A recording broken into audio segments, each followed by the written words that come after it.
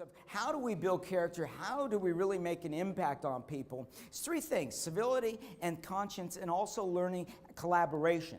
And when I say civility, the quote that I mentioned to you guys earlier, it's not fair to ask of others what you're not willing to do yourself. Civility is right at the top of the charts. And, we have to start to ask ourselves, what am I practicing? And the way that we start in our own lives is to ask ourselves, is this a crisis or is this an inconvenience?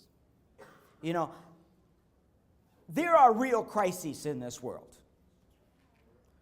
9/11 was a real crisis. Hurricane Sandy was a real crisis. Having a loved one dying of cancer, that's a real crisis. That's a real crisis. Long lines at Dunkin' Donuts, not a crisis. I can't find a parking place today, not a crisis. Who left the dishes in the sink? Not a crisis. You ever know those people that have like 50 crises a day? All you got to do is ask them, how's your day? How was my day?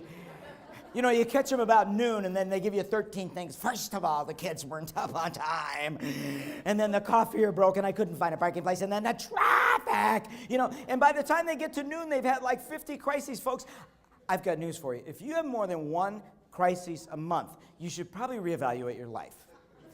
There's a lot of inconveniences. And when I talk about this de-escalation, this ability to say, it's not a crisis, it's an inconvenience. There's a lot of inconveniences. We get ourselves so worked up over all of these things that are in our life. And so it starts with, what is it that you're practicing? And I'll tell you, here's how you do it too, is you start with the little things. If you already know that tomorrow you might get caught in a traffic jam, if you already know that tomorrow you might have a hard time finding a parking spot, if you already know that tomorrow the kids are going to track in the dog with muddy feet, that those things could happen tomorrow, that's the place that we practice. And we practice it by taking a breath, taking a step backwards, and saying, it's not a crisis, it's an inconvenience. There are real crises in this world, and there are a lot of inconvenience. And we start with what we practice, but we also go with self-discipline. I love the word discipline because it implies it comes from the word disciple.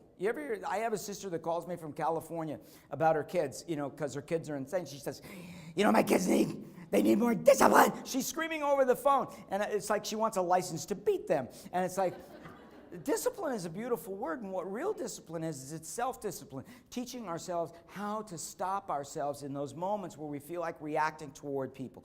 Because let's face it, guys, we're all getting a little bit afraid. I am. We don't know, read the paper tomorrow, who's the next person to become unhinged out there in the world?